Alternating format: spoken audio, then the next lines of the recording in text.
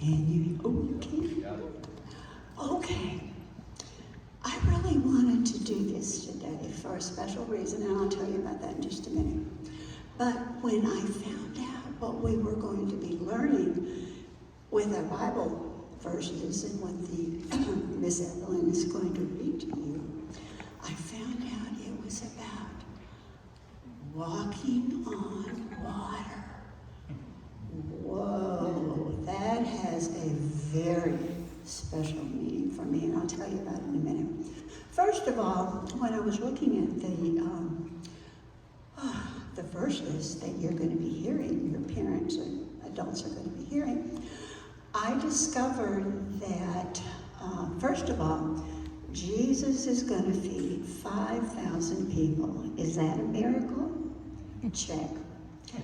Jesus did not have a microphone, and yet all 5,000 people heard him. Is that a miracle? Check. Jesus didn't have enough, they didn't have near enough food or money to feed these people. But somehow, with 5 loaves and 2 fishes, they had enough money. Is that a miracle? Check. And then, after they fed all these people, and Jesus preached did all this cool stuff, they picked up 12 baskets of leftovers. Is that a miracle? Check. Think how many miracles. Wow.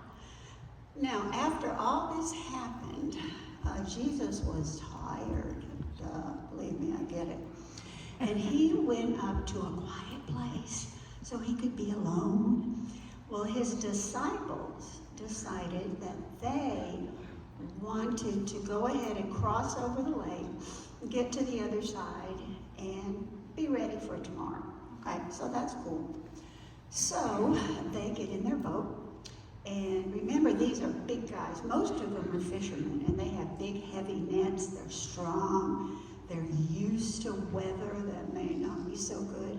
But guess what happens when they get out in the middle of the lake? What happens?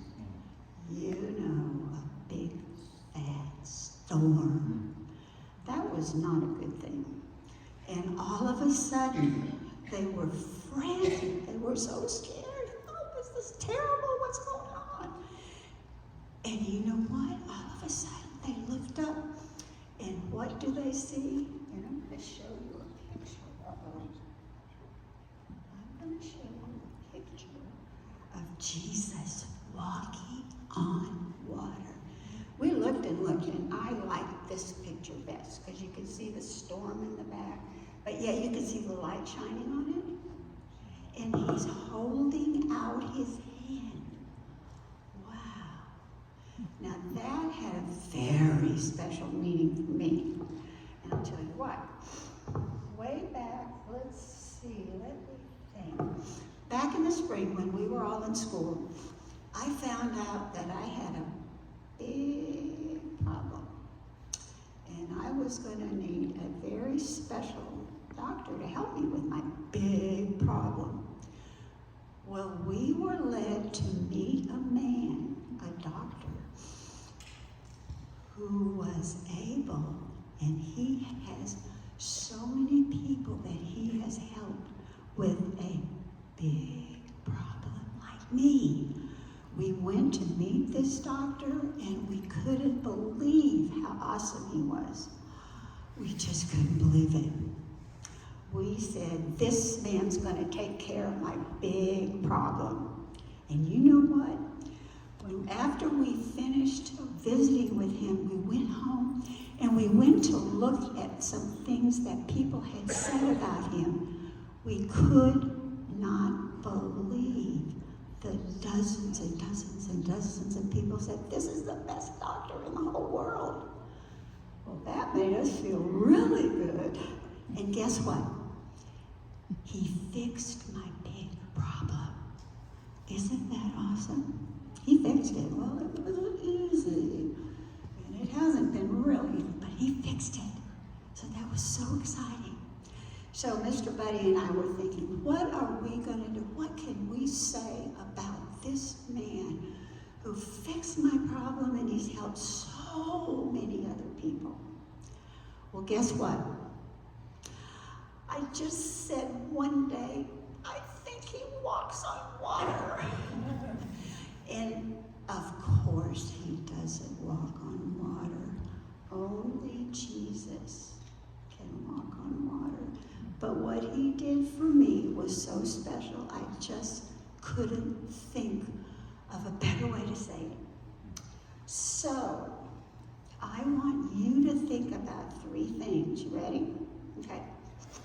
If Jesus can walk on water and hold out his hand to you and me, there's just nothing he can't do for you.